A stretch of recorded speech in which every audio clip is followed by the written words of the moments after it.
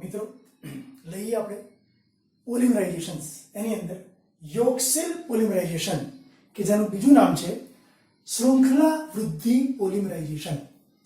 આપણે એની ક્રિયાવિધિ ઉપર સમજ આપીએ. યોગસેલ પોલિમરાઇઝેશનની અંદર 3 તબક્કા જોવા મળે. એક શૃંખલા પ્રારંભન તબક્કો, સેકન્ડ શૃંખલા સંચરણ તબક્કો અને ત્યારબાદ શૃંખલા સમાપન તબક્કો. આ ત્રણેય તબક્કા દરમિયાન પહેલો તબક્કો જે છે એમાં ઉદ્દીપક એ એક્ટિવ થાય છે. ઉદ્દીપક કયો વાપરી શકાય એ સમજીએ. પ્રારંભક કે જેનું બીજું નામ છે ઉદ્દીપક. પ્રારંભક અથવા ઉદ્દીપક તરીકે બેન્ઝોઇલ પેરોક્સાઇડ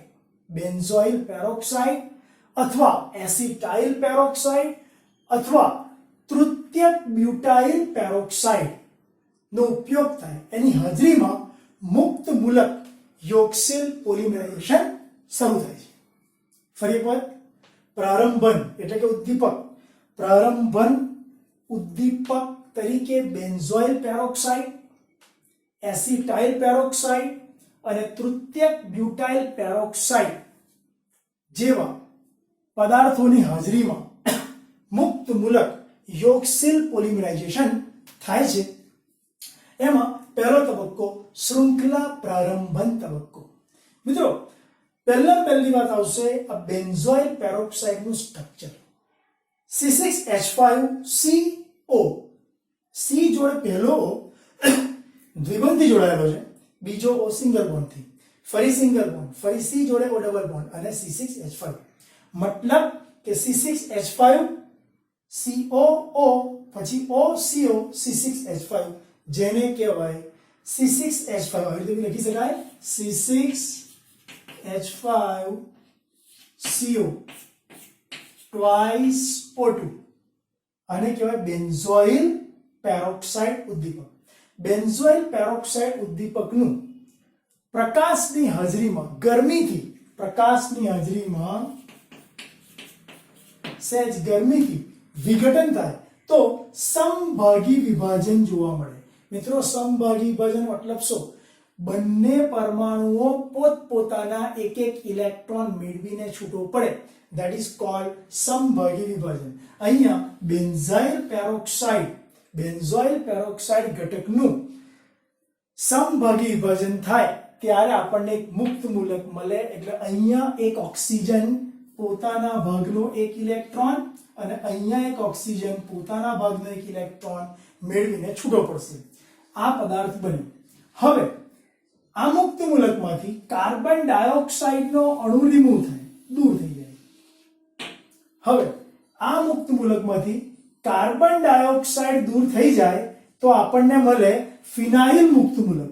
ફિનાઇલ મુક્ત મૂલક જે મળ્યો, બરાબર, એની ઇથિન અણુ સાથે પ્રક્રિયા થાય.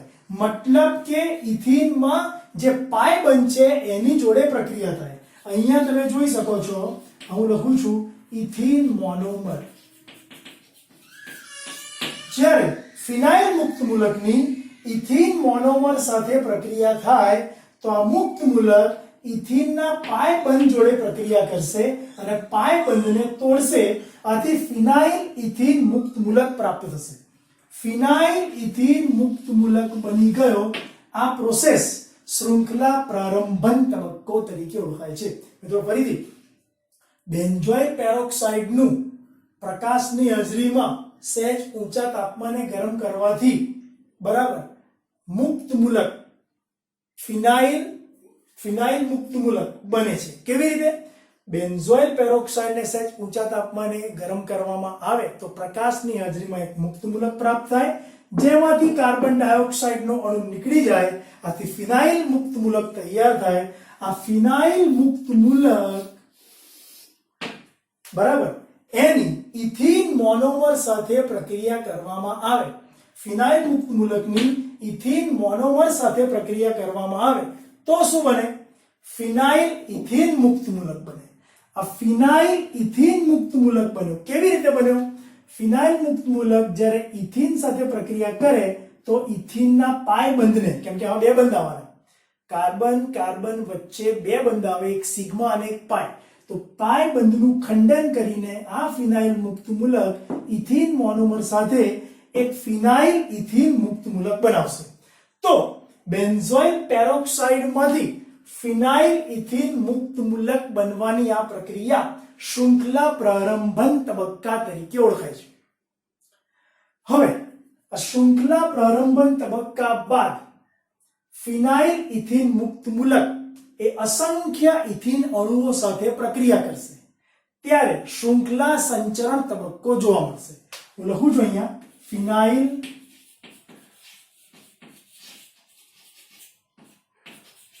ઇથિન મુક્ત મૂલક.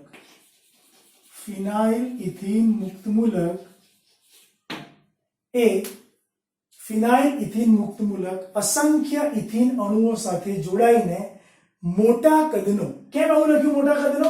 કેમ કે આમાં ઇથિનના અસંખ્ય અણુઓ છે.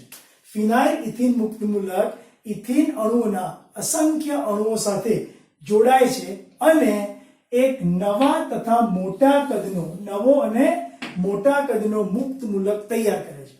એટલે ફિનાઇલ ઇથિન મુક્ત મૂલક ઇથિનના અસંખ્ય મોનોમર સાથે જોડાઈને નવો અને મોટા કદનો, શબ્દ કયો? નવો અને મોટા કદનો મુક્ત મૂલક તૈયાર કરે છે. આ નવો અને મોટા કદનો જે મુક્ત મૂલક બન્યો, યુ કેન સી એનું સ્ટ્રક્ચર કેવું છે, બરાબર? નવો અને મોટા કદનો મુક્ત મૂલક બનાવે છે. આ તબક્કો શૃંખલા સંચરણ તબક્કા તરીકે ઓળખાય છે. શૃંખલા સંચરણ તબક્કા દરમિયાન મળતો નવા અને મોટા કદનો મુક્ત મૂલક એ ફરીથી બીજા નવા અને મોટા કદના બીજા મુક્ત મૂલક સાથે જોડાશે અને અંતે પોલિથીન મોનોમર બનાવશે. અણુ એટલે કે પોલિથીન, બરાબર, બનાવશે અને શૃંખલા સમાપન તબક્કો તરીકે આપણે ઓળખીએ છીએ. મિત્રો ફરી એક વાત શું કહેવા માંગે જોઈ લઈએ. અહીંયા ફિનાઇલ મુક્ત મૂલક બનેલો, આ ફિનાઇલ ઇથિન મુક્ત મૂલક.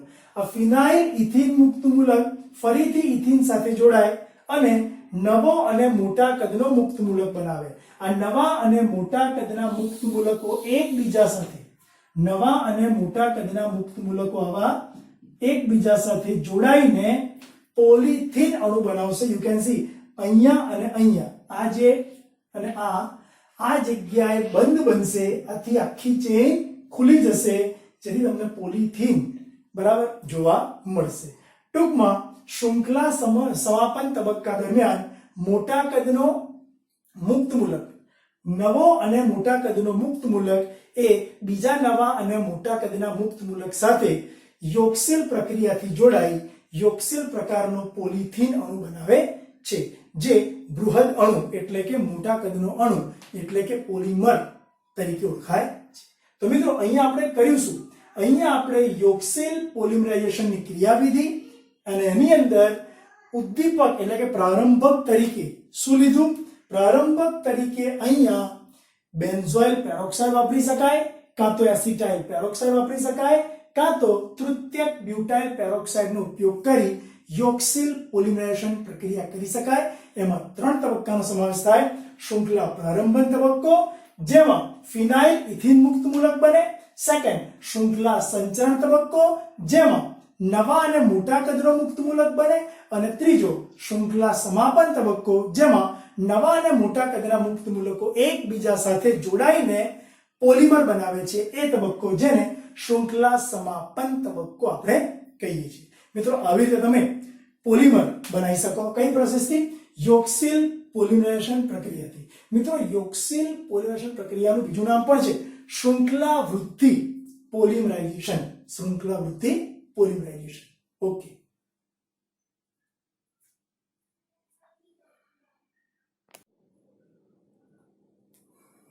ફ્રેન્ડ્સ, ત્યારબાદ જઈએ આપણે આગળ કેટલાક મહત્વના યોક્સેલ પોલિમર. આપણે યોક્સેલ પોલિમરાઇઝેશન ની ચર્ચા કરી ગયા. એની અંદર શૃંખલા સમાપન, શૃંખલા સંચરણ, બરાબર, એ તબક્કાની ચર્ચા કરી. એવી રીતે આપણે હવે પોલિથીન અણુ, બરાબર, એ 2 પ્રકારે બને, એલડીપી મુજબ, એચડીપી મુજબ બંનેની ચર્ચા કરીશું. પોલિથીન તે રેખીય અથવા શાખીય શૃંખલા ધરાવે છે. પોલિથીન રેખીય પણ હોઈ શકે અને શાખીય પણ હોઈ શકે.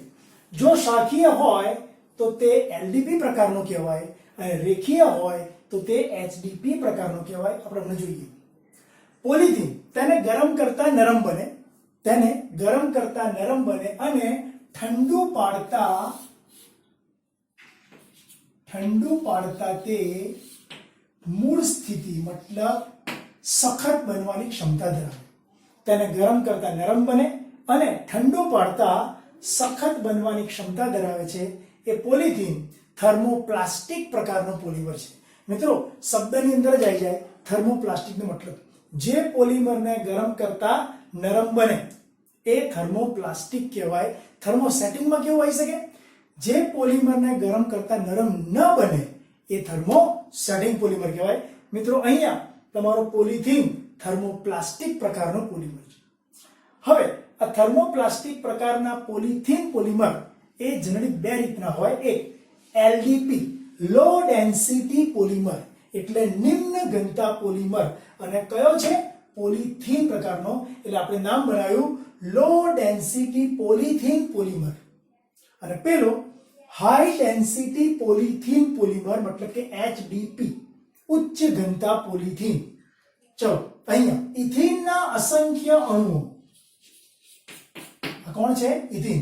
ઇથિનના અસંખ્ય મોનોમર અણુઓ જ્યારે 1000 થી 2000 વાતાવરણ દબાણે, 350 થી 570 કેલ્વિન તાપમાને પેરોક્સાઇડ ઉદ્દીપકની હાજરીમાં બરાબર એને ગરમ કરવામાં આવે. ઇથિનના અસંખ્ય ઇથિનના મોનોમર અણુઓને 1000 થી 2000 વાતાવરણ દબાણે, 350 થી 570 કેલ્વિન તાપમાને પેરોક્સાઇડ ઉદ્દીપકની હાજરીમાં જ્યારે ગરમ કરવામાં આવે ત્યારે પોલિથીન બને છે. અહીંયા એન આગળ છે, જ્યારે પ્રક્રિયા થયા બાદ એને પાછળ લઈ જવો પડે અને પાઈ બોન્ડને અડધો આ બાજુ અને અડધો આ બાજુ એમ ખુલેલો બતાવવામાં આવે અને ચોરસ બોક્સ મૂકવામાં આવે. મિત્રો પોલિમર રજૂ કરવાની જે વાત છે એમાં ચોરસ બોક્સ હોવો જોઈએ, પછી એક બોન્ડ આ તરફ એક બોન્ડ આ તરફ કૌંસમાંથી કટ થયેલો હોવો જોઈએ અને નીચે એન હોવો જોઈએ. આને કહેવાય પોલિમર. કયા પ્રકારનો પોલિમર? આ પોલિથીન પોલિમર છે. ઇથિનના અસંખ્ય અણુઓને 1000 થી 2000 વાતાવરણ દબાણે, 350 થી 570 કેલ્વિન તાપમાને પેરોક્સાઇડ ઉદ્દીપકની હાજરીમાં ગરમ કરતા પોલિથીન બને છે. મુક્ત મૂલક યોગશીલ પોલિમરાઇઝેશન દ્વારા તે બનાવી શકાય છે, મેળવી શકાય છે. એટલે આ બનતી વખતે પ્રોસેસ કઈ થાય? મુક્ત મૂલક free radical addition polymerisation.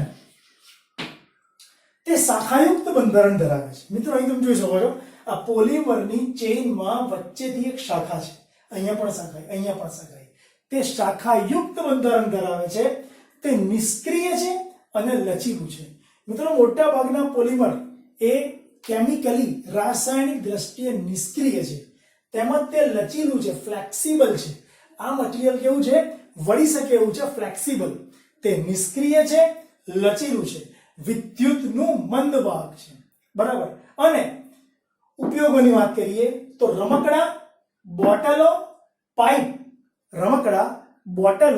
Pipe તેમજ તારના વીજ રોધક તરીકે તારની ઉપર વીજ રોધકતા એટલે કે વીજ જે હોય એ વિદ્યુત પ્રવાહનું વહન થઈ શકતું જે તાર હોય, તારની ઉપર જે પ્લાસ્ટિક આવે એ અણુ આવે એલડીપી લો ડેન્સિટી પોલિથીન પોલિમરનું આવે. એટલે આપણે તારના વીજ રોધન માટે પણ લખી શકીએ. તારના વીજ રોધક તરીકે પાઇપ, બોટલો અને રમકડા દરેકમાં વપરાતું આ પોલિમર એલડીપી પ્રકારનું છે. તેમાં અણુઓની સંખ્યા ઓછી છે, બરાબર, એટલે આપણે લો ડેન્સિટી પોલિમર કહીએ છીએ. આમાં અણુની સંખ્યા થોડી વધારે હશે. ચલો એચડીપી પોલિમર, ઉચ્ચ ઘનતા પોલિમર, હાઈ ડેન્સિટી પોલિમર. અહીંયા ઇથિન મોનોમર, ઇથિનના અસંખ્ય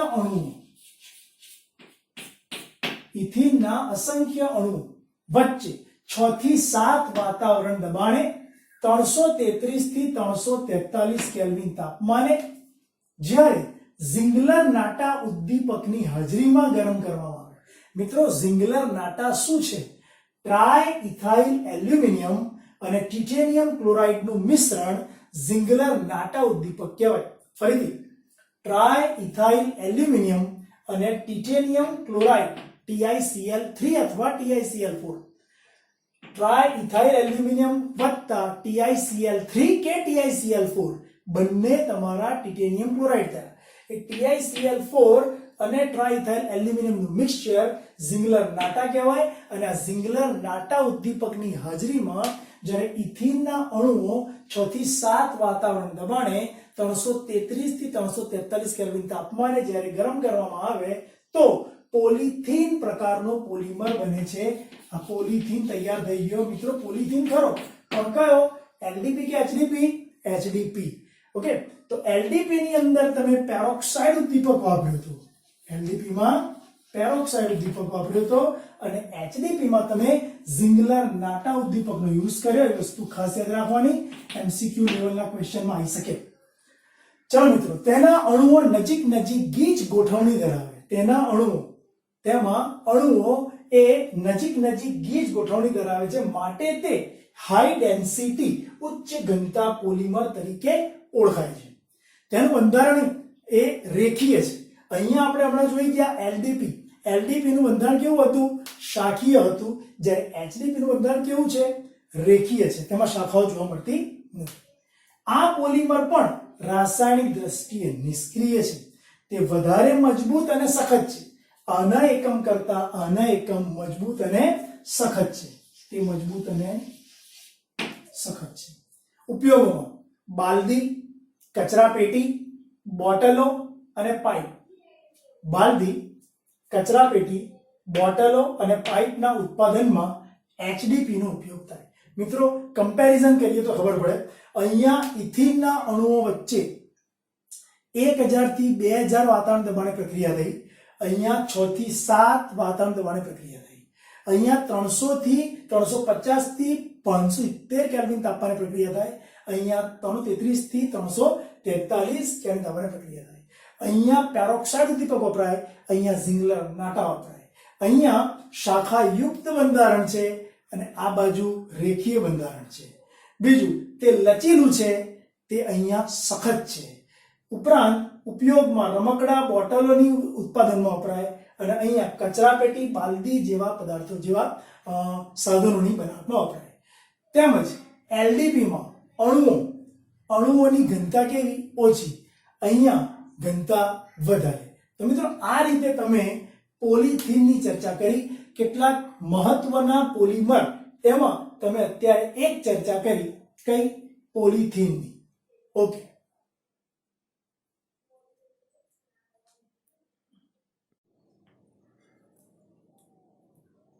મિત્રો કેટલાક મહત્વના યોગશીલ પોલિમર એની અંદર આપણે સ્ટડી કરી ચૂક્યા. પોલિથીન, એમાં પાછા બે નામ, LDP, HDP. Low density polymer, high density polymer. એ પછી બીજા બે પોલિમરનો સમાવેશ કરીએ કે જે યોગશીલ પોલિમર હોય. એમાં એક ટેફલોન છે અને એક પોલીઅક્રિલોનાઇટ્રાઇલ છે કે જેને આપણે PAN તરીકે ઓળખીએ છીએ. ટેફલોન કે જેને શોર્ટમાં આપણે PTFE તરીકે ઉલ્લેખીએ છીએ. પોલીટેટ્રાફ્લોરોઇથિન એનું ફૂલ ફોર્મ છે. પોલીટેટ્રાફ્લોરોઇથિન પણ લખાય, પોલીટેટ્રાફ્લોરોઇથિલિન પણ લખાય. એને PTFE તરીકે આપણે ઓળખીએ છીએ. નામ એનું મુખ્ય આપણે લઈએ છીએ ટેફલોન. ચલો, અહીંયા પોલીટેટ્રાફ્લોરોઇથિલિન બનતી વખતે 4 વખત ફ્લોરો છે એટલે ટેટ્રાફ્લોરો થવાના. ટેટ્રાફ્લોરોઇથિન એના અસંખ્ય અણુઓ લીધા. ટેટ્રાફ્લોરોઇથિનના અસંખ્ય અણુઓ કે જે મોનોમર છે, એમની વચ્ચે કોઈ ઉદ્દીપક, યોગ્ય ઉદ્દીપકની હાજરીમાં ઊંચું દબાણ રાખીને જ્યારે પ્રક્રિયા કરીએ ત્યારે ટેફલોન પ્રાપ્ત થાય છે. અહીંયા ટેટ્રાફ્લોરોઇથિલિનના અણુઓ વચ્ચે યોગ્ય ઉદ્દીપકની હાજરીમાં ઊંચું દબાણ રાખીને પ્રક્રિયા કરીએ ત્યારે ટેફલોન મળે છે. રાસાયણિક રીતે તે નિષ્ક્રિય છે અને તે ક્ષારણનો પ્રતિકાર કરે તેવો પોલિમર છે. રાસાયણિક દ્રષ્ટિએ તે નિષ્ક્રિય છે અને ક્ષારણનો પ્રતિકાર કરે તેવો પોલિમર છે. તે ધાતુના પાત્રો સાથે ચોંટી જાય છે. ધાતુના પાત્રો સાથે ચોંટી જાય છે અને નિષ્ક્રિય પડ બનાવે છે. મિત્રો ધાતુના પાત્ર સાથે ચોંટી જાય છે ખરો, પણ બીજી કોઈ પણ રીતે રાસાયણિક દ્રષ્ટિએ એના બંધારણમાં કોઈ ચેન્જ આવતો નથી, માટે તે નિષ્ક્રિય પડ બનાવે છે. ઉપયોગો: નોનસ્ટિક વાસણના પડ તરીકે, એટલે કે નોનસ્ટિક વાસણોના સીલ તરીકે. જે ફર્સ્ટ લેયર હોય, મતલબ કે તવા ઉપર જે લેયર હોય એ આનું હોય. કોનું? PTFE, ટેટ્રાફ્લોરોઇથિલિન, પોલીટેટ્રાફ્લોરોઇથિલિનનું જે લેયર છે એ વાસણો ઉપર લગાડવામાં આવે છે. એટલે નોનસ્ટિક તવા, આપણે કહીએ આપણી ભાષામાં તવા, નોનસ્ટિક તવા, નોનસ્ટિક વાસણોના ઉપરના પડ તરીકે, સીલ તરીકે તે વપરાય છે. ઉષ્માની અસર તેની ઉપર થતી નથી, તેથી તે વાહનોના ગાસ્કેટમાં વપરાય છે. મિત્રો, તેની ઉપર ઉષ્માની કોઈ અસર થતી નથી, માટે તે વાહનોના ગાસ્કેટની અંદર વાપરી શકાય છે. આ ચર્ચા આપણે કરી ટેફલોનની. આવો જ એક યોગશીલ પોલિમર જેને કહેવાય પોલીએક્રિલોનાઇટ્રાઇલ, PAN, એની ચર્ચા કરીએ. મિત્રો, અહીંયા જરા ધ્યાનથી જુઓ, CH2 ડબલ બોન્ડ CH2 હોય તો આપણે ઇથિન કહીએ છીએ, પણ એક H નું વિસ્થાપન કરીને સાયનો મૂકી દઈએ તો એ આપણા માટે બની જાય એક્રિલોનાઇટ્રાઇલ. એક્રિલોનાઇટ્રાઇલના અણુઓ લેવાના, એક્રિલોનાઇટ્રાઇલના અસંખ્ય અણુઓ વચ્ચે પ્રક્રિયા થાય અને પેરોક્સાઇડ ઉદ્દીપકની હાજરીમાં જ્યારે આ પ્રોસેસ થાય ત્યારે પોલીએક્રિલોનાઇટ્રાઇલ પ્રાપ્ત થાય છે. અહીંયા એક્રિલોનાઇટ્રાઇલનો મતલબ કે CH2 ડબલ બોન્ડ CHCN, એક્રિલોનાઇટ્રાઇલના અસંખ્ય અણુ વચ્ચે પેરોક્સાઇડ ઉદ્દીપકની હાજરીમાં પ્રક્રિયા થવાથી પાન પોલીએક્રિલોનાઇટ્રાઇલ પ્રાપ્ત થાય છે. મિત્રો, તે પણ રાસાયણિક રીતે નિષ્ક્રિય છે, કેમિકલી કોઈ અસર થતી નથી. મુક્ત મૂલક પોલિમરાઇઝેશનથી તે બનાવી શકાય છે. અહીંયા બનતી વખતે શું આવશે? મુક્ત મૂલક. મુક્ત મૂલક પોલિમરાઇઝેશન દ્વારા તે બનાવી શકાય છે અને ઉપયોગોમાં તે ઊનના વિકલ્પ તરીકે વપરાય છે. મતલબ સિન્થેટિક વૂલ એટલે કે સંશ્લેષિત ઊનના વિકલ્પ તરીકે તે મેળવી શકાય છે. મતલબ કે ઊનના રેસાઓ, બરાબર, એ પ્રકારે તે બનાવી શકાય અને વાપરી શકાય છે. તો PAN નો અગત્યનો ઉપયોગ થયો, ઊનના વિકલ્પ તરીકે તે વાપરી શકાય.